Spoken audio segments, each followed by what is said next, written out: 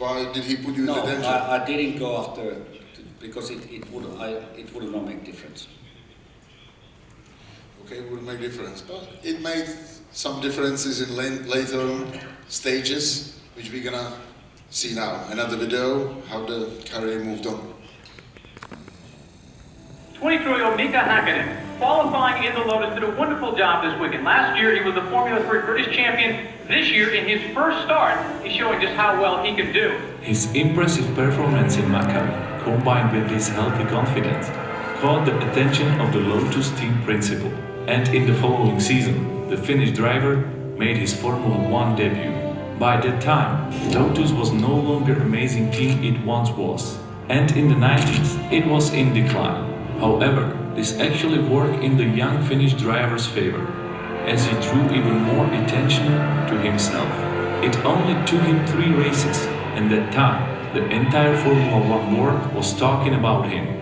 At Imola, in challenging weather, he started from 25th place and finished 5th. Lotus was in a point-scoring position, and Mika shocked the entire motorsport world.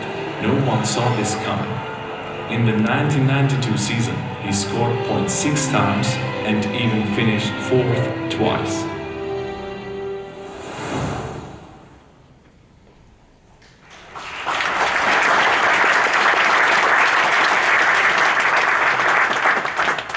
So in this video we saw you started F1 with Lotus, but in the beginning of the video they saying back then Lotus wasn't very good.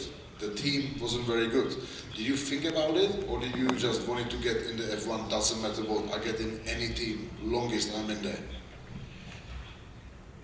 Well, that time when I finished the career in Formula 3, normally from Formula 3 you go to Formula 2 and then Formula 1. So I was able to skip completely Formula 2 category. So when I got that opportunity, it was obvious that way it's better to go Formula 1 now. We were aware of the team's financial situation. We were aware that they don't have the maximum technical advantage compared to competitors. But it was risk what you need to take. You know, it was worth it. And I was so confident with myself that way. I don't care. I'm just gonna go there and maximize. Because at the end of the day, when you are a Grand Prix driver, only what you have to do, it sounds really not so nice, but only what you have to do is to beat your teammate. Because that's the only driver who you are competing against in that time. And if you can do that, it means that you have proved your point. Because in Formula 1, Formula 1, they should be only the best drivers in the world. So if you are able to beat your teammate, you already have one of the best drivers in the world. So it was the right decision to go to Formula 1, take this risk, and prove your point that you can be consistent and you can perform well. But I did recognize when I was with the team Lotus that time, very first year in '91. Because what I did, when I joined the team, I wanted to understand exactly what is Formula 1 all about. So I went to work with the mechanics back in the factory, building these cars, building gearboxes, the engines, the aerodynamics, the mechanical side, to see that way how these machines actually work and how great they are. And at the same time I learned to understand what kind of personalities there is in a team. How committed they are for the winning, or are they just working there because they want to work in Formula 1?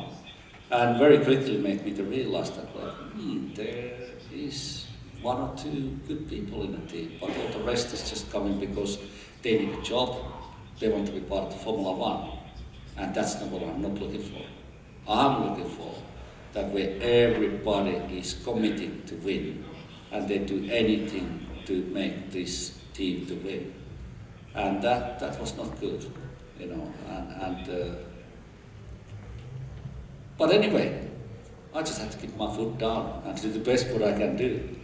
And you also said you was very confident. Many times in the video I hear very confident young driver from Finland. Do you believe the confidence is important part for the sport? When I change it to my sport, you know, Conor McGregor, when he came to America, he said, I'm not coming here to take a part, I'm coming here to take over. Is it? That's what he said. Is it something in your mind, like you thought the same? I'm just coming here, do my best, and I'm gonna be better than everyone else? Yeah, I mean, you need to have an inner confidence.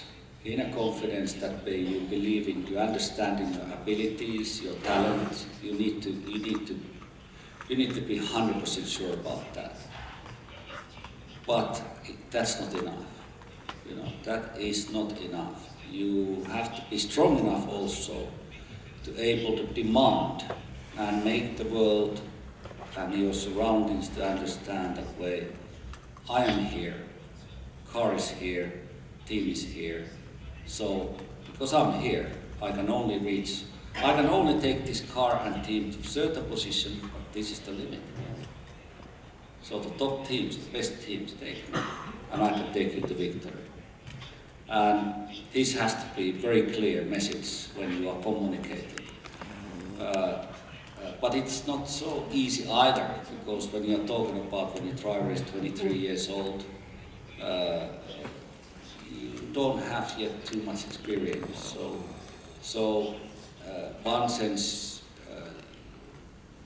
you are quite happy that way. First of all, you are in Formula One, and that is the thing. I think nowadays a little bit different because Formula One teams, they are taking already drivers which are maybe 12, 13 years old.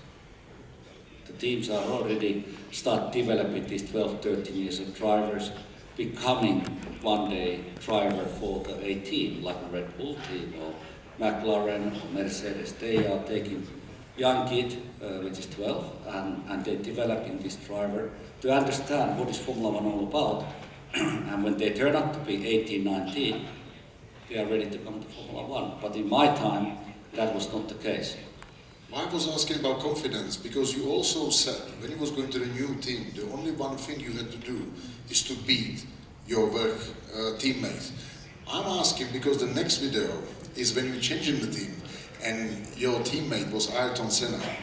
Back then, unbeatable. You know, he was the best of the best. And you was going there in the same mind. Let's play the video. Like you was going in there, you going to beat him in the same team. Can we have the video, please? Will he be winning more races? That's the question Ronald Denny, the head of McLaren at the time, asks. Yes, I will, replies the talented Mika. McLaren hires Mika as a test and reserve driver. In 1993, the drivers are Michael Andretti and, listen carefully, Ayrton Senna.